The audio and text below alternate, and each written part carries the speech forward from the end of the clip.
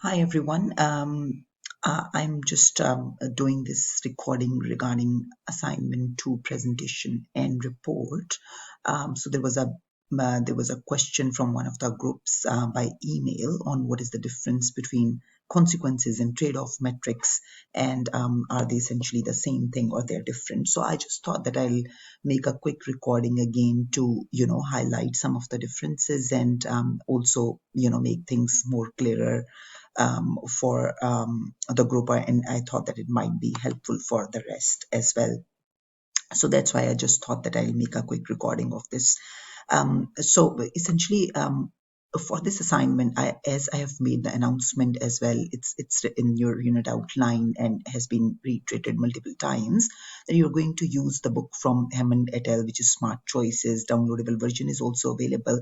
I'm sure you guys are referring to that book, so that's a main resource to do this assignment.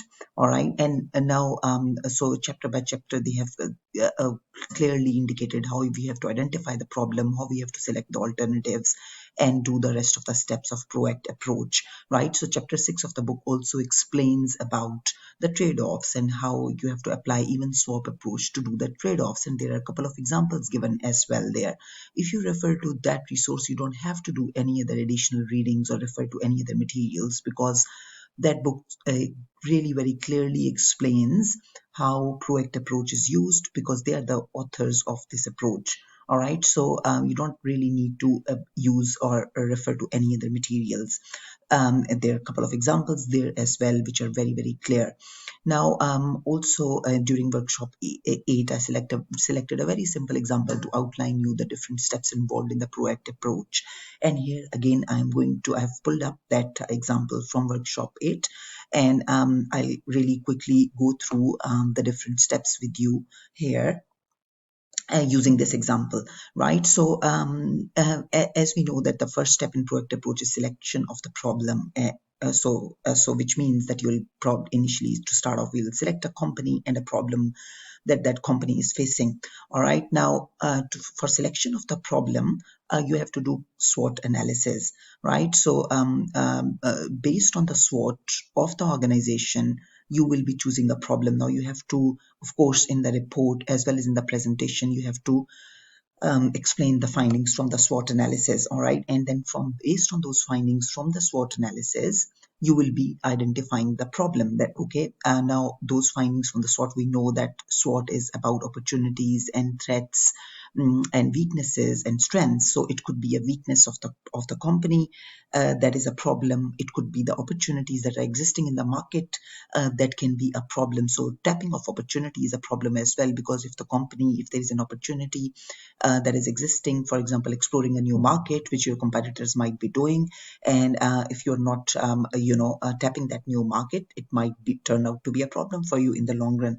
All right, so tapping an opportunity can also be a problem that you can identify, and similarly, if there is any threat in the market, that can also be a problems. So for example, during the COVID period, how the use and adoption of digital technologies has been highlighted, and so it can be a threat for the companies who are not embracing digital technologies. All right, and that can be selected as a problem, identified as a gap and selected as a problem. So from SWOT analysis, what you're going to do is you're going to identify the gaps, and then based on those gaps, you'll see that what is the desired state, what is the actual state in which the company is, and then you define what the problem is which you're going to address.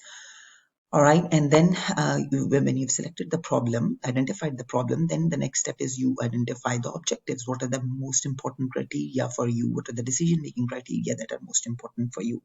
All right, now here I have selected the problem of starting a cafe business, and there are certain objectives that I've selected for myself to choose that to do the cafe business. I have to find out where I can run the cafe, so I have to rent a shop. Now, for that, a main most important criteria for me is the space, the rental that I have to incur, location, is very important for me, and then the facilities which are available and decor. So these are some of the objectives that I have selected. And then so the next step, problem identification, next step is objectives, and then the third step is alternatives. All right, now I have selected 4 alternatives. It is important that you select at least 4 alternatives, so it could be 4 or 5 alternatives, because for the later analysis to do the trade-offs, and that would be important. And similarly, it's important that we do at least around 4 objectives. Now because again, that's important to demonstrate doing the trade-offs. All right, so I'll talk about that in a minute. Now I have selected 4 alternatives here. Now this is when we do these objectives and these alternatives here, this is called the objective by alternative matrix. When these outcomes, when this table is not filled up, it is called, when the rest of the table is blank, rest of the information is missing, this is objective by alternative table. All right, when we fill it up with this information, like for store 1, the space is 700 square feet, store 2 is this, so and so forth. So when we have filled up this table, this is the consequences, this becomes the consequences table. All right, now this one here, we can say it is the consequences table because it is showing what would be the consequence if we select alternative 1 in terms of each of the objectives, right? What are the consequences if we choose store 2 as an alternative against each of the decision objectives that we have? All right, so this becomes a consequences table. Now this consequences table is very important. You really have to come up with a consequences table, of course, otherwise you can't do the rest of the analysis. Right now, when you have done this consequences table, then the next step is doing the trade-offs, right? So remember, we have done P, R, O, A, C until C. This is the consequences table. C for consequences. Now we have to do the trade-offs, which is the last step in the PROACT. Right now, this trade-offs is for doing trade-offs. We'll see what are if there are any alternatives that are dominated, and if there are any alternatives for which we have to achieve dominance. All right. So for dominated alternatives, they are the ones which are clearly inferior. All right, so if we look at closely at the consequences for each of the alternative, we see that store 3 and store 4 are clearly weaker alternatives. They are not very strong because we see here that they are pricey in terms of the budget, and they are offering less space as well. They have lesser facilities, and their decor is relatively poor as well compared to store 1 and store 2. So these alternatives are clearly inferior. They are the dominated ones, and we remove them, we cross them out. All right, so it means that we are left with these 2 alternatives, and now what we have to do is we have to choose between these 2 alternatives. We have to choose the one which is the stronger alternative. Now how do we do that? We do that by doing some trade-offs, right? So we will see that what is it that we can give around one objective, how we can make equalization in of the rows of the different objectives that we have, so that we can help us in achieving one alternative or in selecting one alternative. So these trade-offs, we do, there are different ways of doing the trade-offs, but in this PROACT approach, even swap is the technique that has been used to do the trade-offs. All right, so we see that here, now this is the process of trade-offs has begun. When we start eliminating the rows or the objectives by doing even swap, what we are doing is that we have started the process of trade-offs, right? So and the first step, so this is we see that here what we have done is that we have eliminated this row as well here. Because we see that these 2 alternatives, they are doing equally well in terms of the facilities. All right, so we have crossed them out. Now in the next step, here we see that next we are trying to now make some sort of equalization, doing some trade-offs and trying to see which other row we can eliminate. All right, so what we have done is that for store 1, we see that it's 25 pounds rental, and for 700 square feet, and we have made calculation of per square feet here.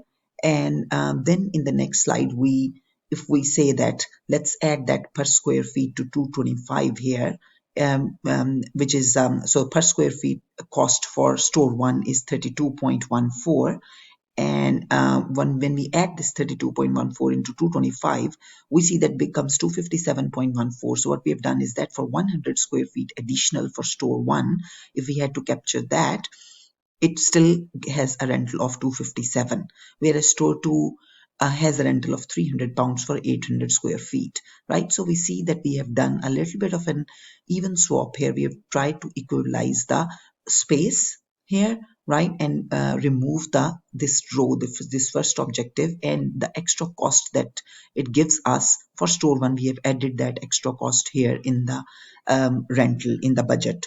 All right. Now, so it means that by doing even swap, what we have done is that we have removed one facilities have been evened out, and then the footage has also been evened out. So we have removed these two rows essentially, right? Now, next is we see that in terms of the decor, if we spend an additional £35 on store 1, we can also bring that to 8 out of 10, which is store 2 as well, so that we can equalize this row as well. All right, so in the next step, what we have done here is we have also equalized this decor row, right, by adding that £35 to 257.14, which we had already achieved. All right, so it becomes 292.14 here, right? What happens is that we have essentially eliminated the decoration. We have eliminated facilities. Exposure, we can also eliminate exposure as well because it's really very high for both, and we have eliminated the space as well. Now we are left with 292 for store 1 and 300 for store 2. So it means that clearly we can see that even when we spend a bit more on store 1, even if that space is per unit cost for store 1, if we add that as well, we still store 1 is a better alternative because it's still a little bit cheaper than store 2. All right, and it has clearly, if not equal, it has clearly better exposure than store 2. All right, so we see that here how by applying even swap, by evening out some of the rows. So even swap is a technique to do the trade-off. We are doing some trade-offs here, give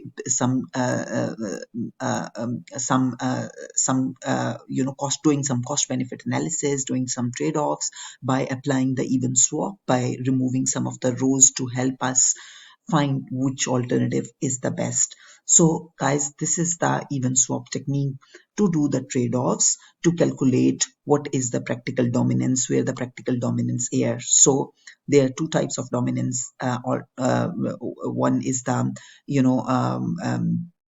dominance which is already there on the face of it, right, and the other one is the dominance that we really have to calculate, which is the practical dominance. All right, so some alternatives are dominated, which are the inferior ones. We cross them out altogether absolutely in the beginning, which we can do without doing any calculation. So they are essentially the dominated alternatives. Now you have to demonstrate all these steps when you are doing your assignment. All right, so you have to demonstrate how you had selected some of the alternatives in here, right? What were the consequences for those alternatives, which is the consequences matrix. Then you have to demonstrate which alternatives were clearly dominated and you cross them out, which are without any calculation, which is clear that they are dominated ones, they are inferior ones along each or most of the objectives, right? So you clearly cross them out, and then in the next step you do this even swap you apply even swap technique to do the trade-offs. All right, so so these are the steps which we have shown here to do those trade-offs. Now one more thing is about the ranking of the different criteria here, or showing how you have to demonstrate the consequences. So they have been demonstrated here like this.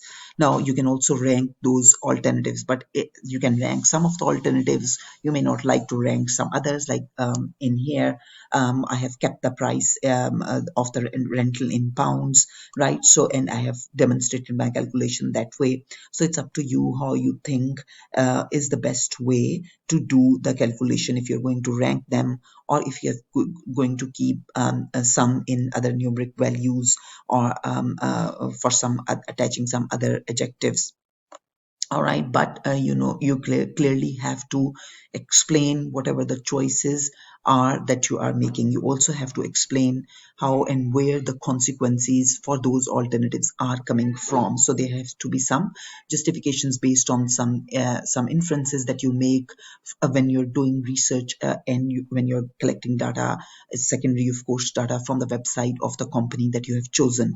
All right, so in here, of course, those explanations and justifications are not provided behind each consequence, but of course, those consequences have to be justified when you are doing your own, work, and when you're doing your own report.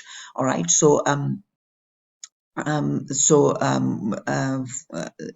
in here we see that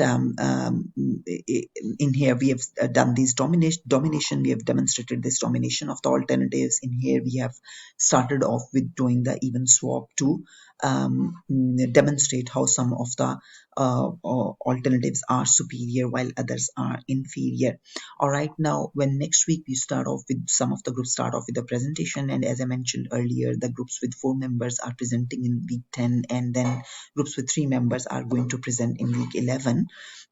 So during when you do your presentations, of course I and then Muzammil will be there and will provide you some informal feedback. And what you can do is that you can incorporate that feedback into your report, right? And then finalize your report and submit your report, as well as you can incorporate this feedback into your presentation deck as well, because remember you have to submit the presentation deck as well. So also if you like, and you can incorporate some of that feedback in the presentation deck as well as the final report, both, right? So that's what we are going to do with this presentation and this assignment. I hope it clarifies things a little bit further for the ones who had some sort of trouble. So all the best, guys, and please don't confuse yourself. Just if you refer to that resource, the book, that is more than enough. You don't have to refer to any additional sources. And I'll see you next week. All the best, everybody. I'm sure you'll do great. Thanks. Bye bye.